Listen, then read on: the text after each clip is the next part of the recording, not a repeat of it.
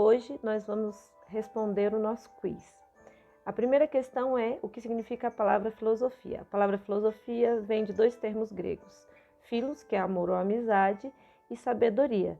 Por isso que a resposta certa é essa daí, amor ou amizade, a sabedoria. Mas quem criou esse termo? Também é uma das questões mais fáceis do quiz, né? Quem criou o termo foi o filósofo Pitágoras. Muito antes de outras ciências, a filosofia foi cunhada como algo de humildade. Todo mundo chegava no Pitágoras e dizia: ó, Pitágoras, tu és o grande sábio. Mas ele dizia: não, eu sou apenas um amigo do saber. Então foi criada nesse sentido de humildade do Pitágoras, que disse que era apenas um amigo do saber. Mas para você entender esse termo, você tem que entender que em grego existem várias palavras para amor, né? Não é como em português que a gente diz eu te amo para a mãe, eu te amo para o amigo, eu te amo para o namorado, e tudo é eu te amo. Mas você vai concordar comigo que o amor de amigo é diferente do amor de mãe, que é diferente do amor de namorado, não é mesmo? Por isso que em grego nós temos vários tipos de amor. Um deles é o amor eros, que significa amor de atração, amor erótico. Por isso, quando eu pergunto que imagens representam o amor eros, só podem ser essas duas, que são imagens que representam esse amor erótico, essa força de atração.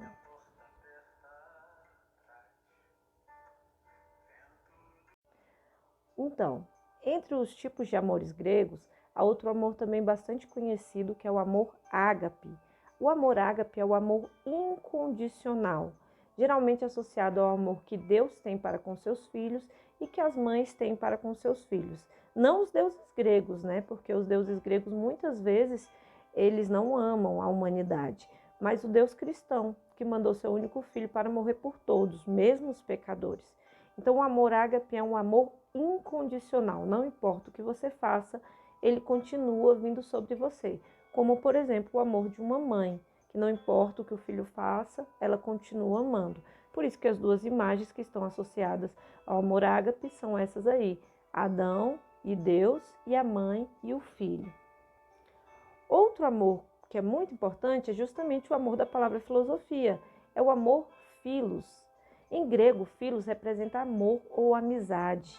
Ou seja, aquele tipo de amigo que está com você em todas as horas. Não é um amigo da rede social, que apenas clicou lá e disse que é o seu amigo, mas é aquele amigo que enfrenta os problemas com você, que está lado a lado, que enfrenta a vida, que você pode passar anos sem vê-lo, mas quando você retorna, ele está lá e a amizade continua a mesma.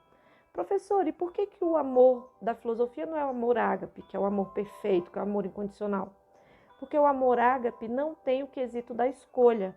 Por exemplo, uma mãe ama seu filho incondicionalmente, isso não é uma escolha dela. Ela ama porque ela tem de amar e ela sente aquilo como um imperativo.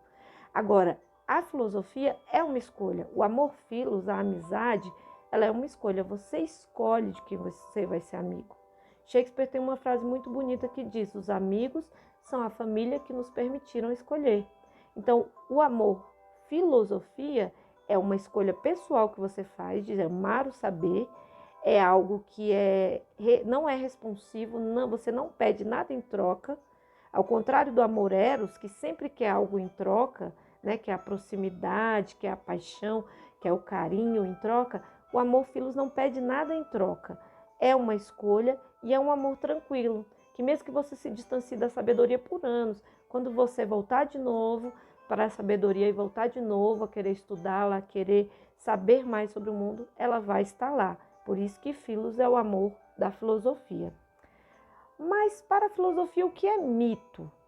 Mito é usado em vários sentidos hoje em dia, mas para a filosofia, mito é a primeira tentativa de explicar a realidade. Mito para a filosofia não é mentira, não é alguém que é importante na sua área. Mito para a filosofia é simplesmente a primeira tentativa de explicar a realidade. E por que a gente está falando de mito? Porque a filosofia nasce dos mitos. Justamente porque os gregos tinham essa intenção de explicar a realidade e começam com seus saberes mitológicos, é que daí surge mais tarde a vontade de um saber mais racional. É que daí vai surgir a filosofia. Então podemos dizer que o mito é o berço da filosofia. Sobre o mito, o que é correto afirmar, né? Então, o mito, ele pode ser várias coisas. No caso, a resposta correta aqui é a primeira. Os mitos são comumente cosmogonias e teogonias. Cosmo vem de universo e gonias de geração. Então, os mitos geralmente falam da geração do universo. Tipo na Bíblia, né, que fala que no princípio a terra era sem forma e vazia e o Espírito de Deus pairava sobre as águas. Ali está falando da geração do universo e vai contar a criação de cada uma daquelas coisas. E já a teogonia significa a geração dos deuses, né? Então os mitos são muitas vezes geração dos deuses, tipo os mitos gregos que começam falando sobre o encontro da terra com o céu e como eles vão formando os titãs. Então, mitos são cosmogonias ou teogonias, porque por meio deles busca-se encontrar explicações sobre a origem das coisas, recorrendo-se ao fantástico e à genealogia. Se não tiver nada de fantástico, não é mito. E lembre, quando eu estou falando mito, eu não estou falando que é mentira. Longe de mim querer desmerecer nenhuma das linguagens mitológicas da religião cristã ou de qualquer uma outra. Eu estou apenas dizendo que foi expresso numa linguagem fantástica, foi expresso em uma linguagem alegórica. Por isso que é um mito. Nietzsche, por exemplo, diz que o mito é muito mais poderoso que a história em si, porque os mitos duram milhares de anos, né? Vale você perceber que a Bíblia está aí há tanto tempo, as histórias gregas estão aí há muito tempo, muito mais tempo ainda, e elas ainda são ouvidas, e a gente quando lê se identifica e ainda tem a ver com os nossos dias. E a história, muitas vezes, quando se encerra a vida do indivíduo, ali 2, 3 gerações, aquele indivíduo já é esquecido. Então, o mito é importante e ele geralmente é uma cosmogonia, geração dos deuses, ou uma teogonia, né? Geralmente é isso. Aí a questão correta. Quais são as características da reflexão filosófica?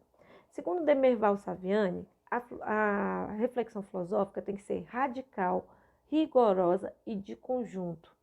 Radical porque vai na raiz do problema. Rigorosa por quê? Porque não é qualquer explicação que é filosófica, né?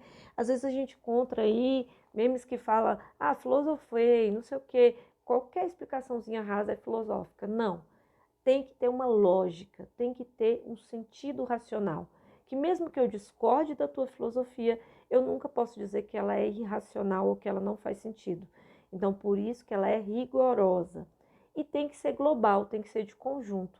A filosofia não isola e não divide seu objeto de estudo. Está aí uma grande diferença entre filosofia e ciência. Enquanto a ciência divide o objeto em partes menores e vai resolvendo da parte mais simples para a parte mais complexa, a filosofia não faz isso. A filosofia não isola e nem secciona seu objeto de estudo. Ela estuda no contexto, no geral. Então, para ser filosofia, precisa ir na raiz do problema, precisa ser racional e ter um método lógico com rigor, que seja claro a outro ser racional, ainda que esse outro ser discorde, e tem que ser global, tem que incluir o conjunto, né, das coisas. Eu nunca posso ver somente o ser, mas eu tenho que ver o ser no seu contexto. Eu nunca posso examinar somente o problema, mas tenho que examinar o problema no seu contexto. Sobre a filosofia, marque as afirmações corretas. Muita gente errou essa, né? Porque ela vem com inovação, as afirmações, né? No caso, a gente tem mais de uma correta para marcar. E muita gente que já estava naquele pique de marcar só uma, errou porque marcou só uma. Tá bom. Essa daí eu tenho certeza que muita gente errou, né? Porque ela vem com inovação. Marque as afirmações corretas. Aí o povo já estava naquele pique de marcar só uma e muita gente marcou só uma alternativa e acertou a questão somente em parte, né? Sobre a filosofia. Todo filósofo é um cético absoluto, pois fazer filosofia é duvidar e criticar sempre? Não. O ceticismo, que é a dúvida, faz parte da filosofia, mas você não pode ser um cético absoluto, senão você não cria nenhuma teoria filosófica, você não constrói nada filosoficamente. A filosofia é a busca amorosa pela sabedoria e não saber pronto? Sim. A filosofia não é ciência e a filosofia não é um saber que já está estabelecido, não. Hoje em dia temos filósofos pensando, escrevendo, e você também está sendo convidado a entrar para a filosofia, a começar a pensar e a se posicionar acerca das coisas. Então é uma busca amorosa, pessoal, que não está acabada e que está sendo construída a cada ser humano que se propõe fazer filosofia. A reflexão filosófica é um momento de voltar para si mesmo e colocar em questão o que já se conhece? Sim. Reflexão é uma palavra que vem do latim refletere, que significa desdobrar-se. Então significa isso mesmo, você fazer aquela pergunta que de repente todo mundo já fez, mas você vai fazer de uma maneira mais profunda. Você voltar para si e questionar o que você já conhece. Quando você se olha no espelho, você já se conhece. Só que aí, quando você olha a segunda vez, você já começa a fazer autocrítica, já começa a pensar numa série de coisas a respeito da sua identidade. Você já começa um processo filosófico, um processo de reflexão, de desdobrar-se sobre o que você já conhece e questionar o que aparentemente já é conhecido, mas muitas vezes é só doxa, é só opinião, é só senso comum. Não existem dogmas na filosofia e nem nas ciências errado, né? Dogma é uma verdade estabelecida, aceita por fé. E ela existe nas religiões, existem na filosofia e existe na ciência também. Então, dogmas estão em todos os lugares. Então, as únicas que estão corretas são as duas do meio, né? A filosofia é uma busca amorosa e não um saber pronto.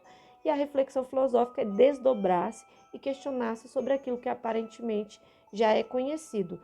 Por isso não existe pergunta boba em filosofia, porque a partir das perguntas mais simples, os filósofos criaram as teorias mais inovadoras e as filosofias que mudaram o mundo politicamente, economicamente, intelectualmente e até cientificamente. A atitude filosófica implica em confundir, essa daí você já tira, não é confundir. Deixar de indagar, indagar é perguntar. Não, o filósofo é o cara que pergunta. O filósofo é o cara que sempre pergunta, então não é deixar de indagar. Problematizar o senso comum, os preconceitos, bem como duvidar dos fatos e ideias aparentemente induvidáveis, presentes na experiência cotidiana, sim. Filosofar é problematizar o senso comum, aquilo que todo mundo acha que é normal, que todo mundo acha que é certo. O filósofo vai problematizar, vai perguntar e vai tentar sair daqueles preconceitos e duvidar de coisas que são induvidáveis, questionar a experiência humana cotidiana. Isso é a atitude filosófica. A última, confirmar nossos juízos e intuições? Não. A filosofia geralmente ela vai de encontro às nossas intuições e aos nossos juízos mais aceitos socialmente. Então, a resposta certa está aí, problematizar o senso comum. A filosofia se expande através do tempo como? Eu acabei de dar a resposta, né? Ela se expande de forma rizomática e sistêmica. Essa é uma questão que era difícil mesmo você acertar ela. Por que era difícil você acertar essa questão? Porque ela vai falar sobre uma palavra que você talvez não tenha conhecimento. O rizoma é uma estrutura que é a raiz de algumas plantas, como por exemplo a bananeira. Ele é todo emaranhado, como um macarrão cabelo de anjo. Ele é um bololô de coisas. Imagine um novelo bem bolado. Aquilo é um rizoma, né? No caso das plantas, é essa raiz toda emaranhada. E Deleuze, que é um grande filósofo francês, ele vai dizer isso, que a filosofia ela não é uma raiz organizadinha, ela não é linear como a ciência, que a ciência é evolutiva, sempre a teoria mais moderna derruba a teoria anterior. Não, a filosofia ela é um emaranhado que vai se expandindo de maneira sistêmica, de maneira emaranhada também. De que forma, professora? Da seguinte forma, o que um filósofo contemporâneo pensa tem o mesmo poder e a mesma importância do que o que Platão pensou, do que Sócrates pensou, do que Pitágoras pensou. Então, ela não é uma linha reta, onde o último é mais importante que o primeiro. Não.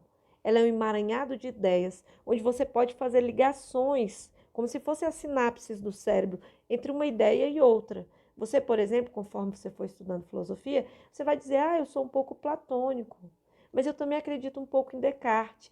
Nessa parte aqui de Aristóteles eu não acredito. Você vai trilhar um caminho dentro desse bololô de ideias e vai criar suas próprias ramificações de ideias. Isso é um rizoma.